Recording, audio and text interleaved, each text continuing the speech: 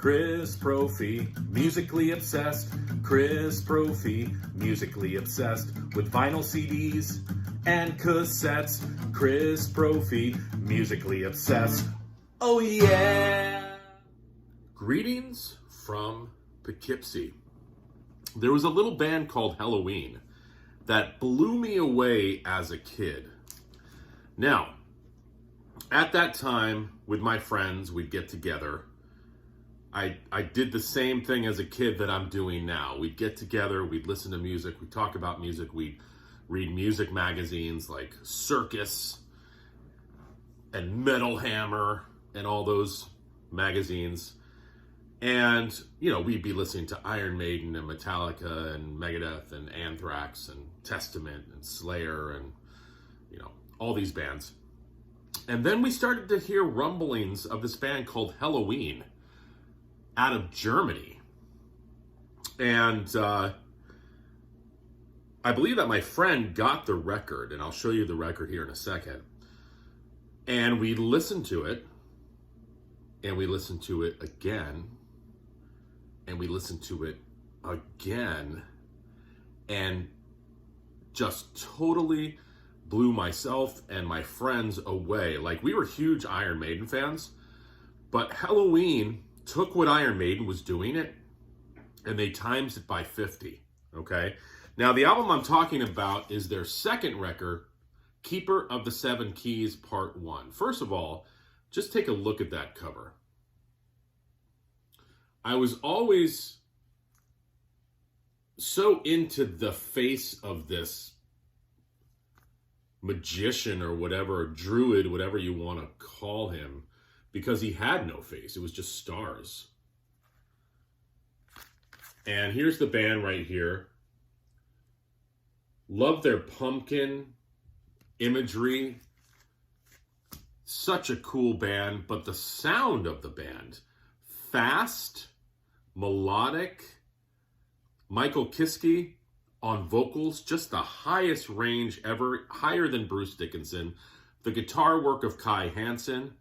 This was like the next level up in metal for us and for myself. This was their second album. The first album was called Walls of Jericho. Michael Kiske was not in the band yet. But this album, first of all, the song I'm Alive, I love that. The ballad, A Tale That Wasn't Right. Future World, the epic Helloween, which is over 13 minutes long. The intricacies of their arrangements blew me away. And then they came out with a part 2 in 1988. That first one was 1987.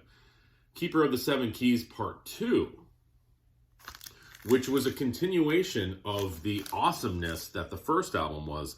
This had Eagle Fly Free on it. And also it had Keeper of the Seven Keys, another 13-minute long epic on this record as well. Okay?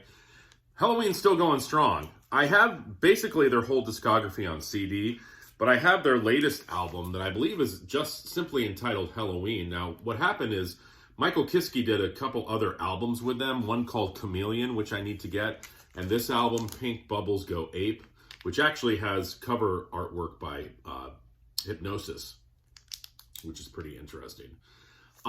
This album and Chameleon were a change for them. A little bit more varied in sound, not as good as Keeper 1 and Keeper 2, but still really, really good albums. Michael Kiske left. This guy, Andy Darris, came in, and they came out with a crap load of really, really great metal albums in that power metal range, or vein, I should say. And then Michael Kiske came back for this album. So this is actually Michael and Andy, both singers, singing on this record. I have a live album of theirs that they did on CD where both guys are singing as well. Pretty cool for a band to do that, to come out with an album of both of their singers, which I thought was pretty cool. Nothing is ever going to top these two records for me. But Helloween, still making music. I would love to see them on tour. What do you guys think of Helloween? Where do they rank for you? Have you ever listened to them? If not, if you like Iron Maiden, I would definitely check these guys out. All right, have a good one. Bye.